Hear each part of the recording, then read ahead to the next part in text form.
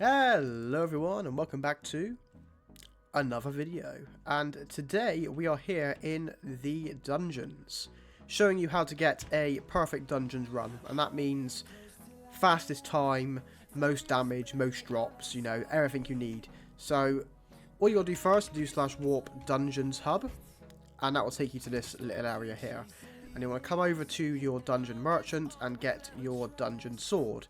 Now, it's all you can afford at this point, because as you can see, it's free. You can't afford any of this other stuff yet, but I'll tell you what you want to buy and in which order later on. But after that, you want to run over to this little area over here. You just turn back round.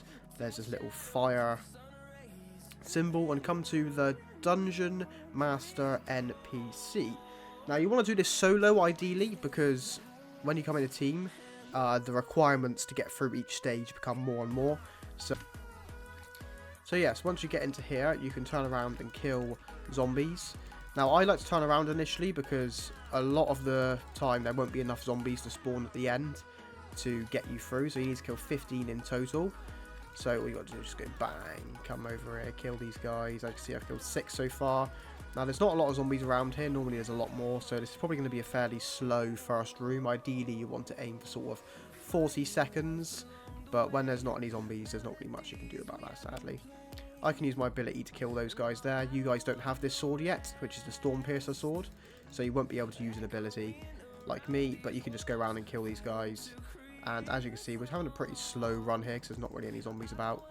But we should have the first room open now. Yeah, there we go. You can ignore the zombies after you get to the first room. After you finish the first room. And you come straight through here and you get to the most skillful part, which is the parkour. Now, the parkour is quite difficult. I know that some people, like Crazy Lad Alex, really struggle with this. But once you get used to it, it's not too bad. Going down is very easy. You get to this checkpoint. And then going up is the hard bit. And to be fair, I probably will fail this at least once because my FOV is down to make the recording easier. So I'm not actually used to having like this low of a field of view. So let's just see. Yeah, like that. Like I just jumped off the edge because I was trying to get the momentum. But yeah, if you just keep going like this, let's just go for it. Let's stop dilly-dallying. Like so. And you just get to the end like that. I had one fail, so it wasn't the fastest time, wasn't the slowest time. You got 1 minute, 40 seconds you're in this room. Now, this room is the most luck-based. You go in here and you just look around. And if you see 2 zombies, like, look at this, I got really lucky. If you see 2 golden zombies, golden wither skeletons, you just target those. You don't care about anything else. You just want to kill the golden ones. Oh god, he's getting... Oh, I'm getting abused. Here we go. There we go. You kill those guys and you go through this room. If you have no golden zombies when you first go through... Zombies, I keep saying zombies. Golden wither skeletons when you first go through, all you got to do is turn back, run out of that room, and wait for them, and wait like 2 seconds, and then come back in, so they've respawned. Now, you want to follow this path that I'm doing very carefully, because this is the best path through the maze. You go straight in, left, and it's basically about always hugging left. You just go left, you go down the center, and then follow your way left, and you get to the end.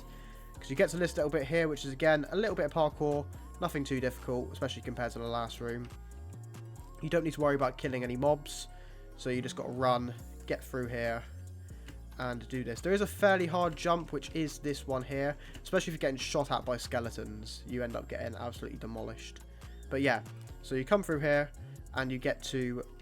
I call it the final room, because it's really the final room. You've got to do any, like, actual hard work in. I'm just getting shot by this skeleton over here. And yeah, you come in here, and you start to see some mobs spawn. Creepers, you want to try and kill them as fast as you can. And then you got the cave spiders, which aren't too bad, and well, they're actually worse than the creepers because they blow up, because they actually do damage to you. The creepers you can kill quite quick, but I just use my ability there to get through here, just to show you how you get through faster. Room 5 opens after you kill 10 mobs, so the creepers or the endermites or the cave spiders will do. And all you got to do is run through here and you get to the boss room. Now, this next step is very important. As soon as you get in here, you want to stop jumping, because you start taking tick damage from the purple pillar.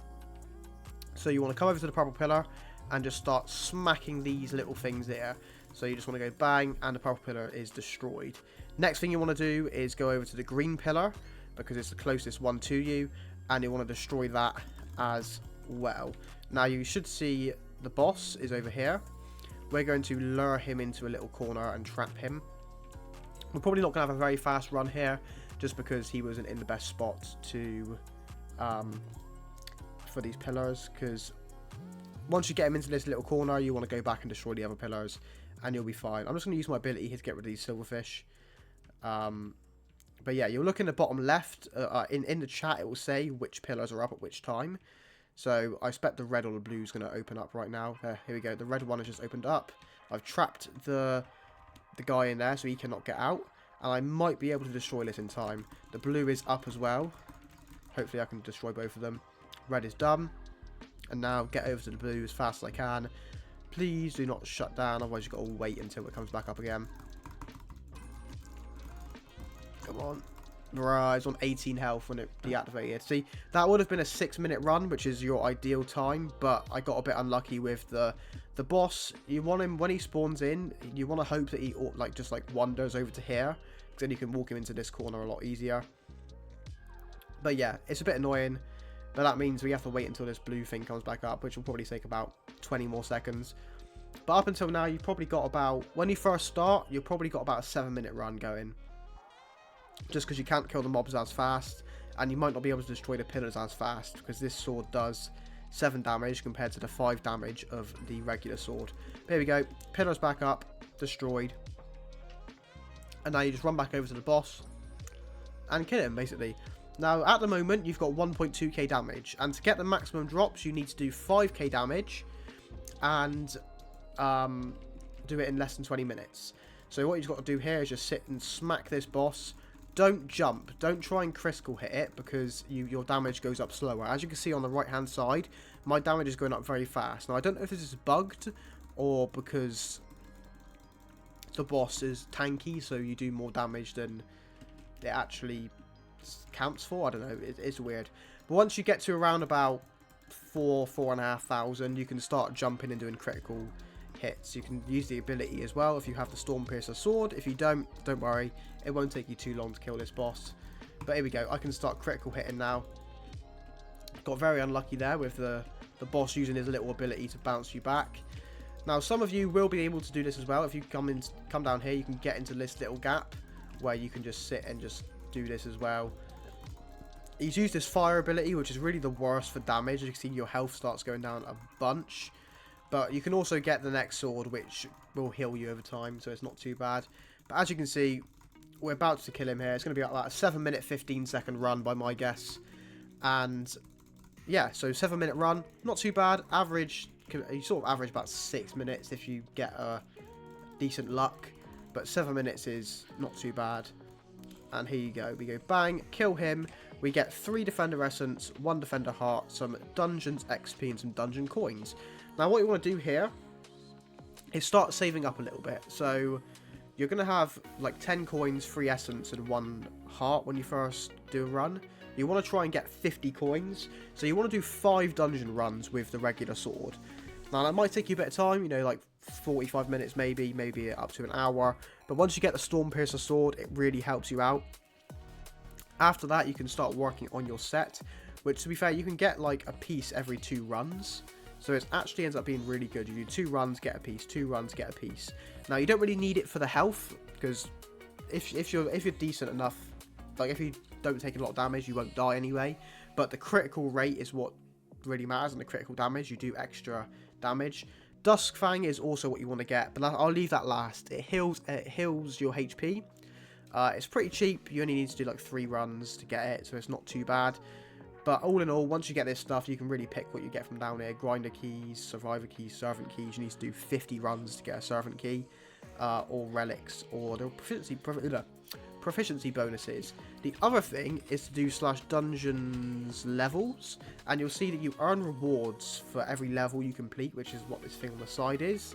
Now you get 100 XP for a perfect run, and your last reward you get is a mystical crate key, which I don't have yet. I'm about to finish level 8, which will get me an attributes reroll, and then a mystery relic, and then a mystical crate key.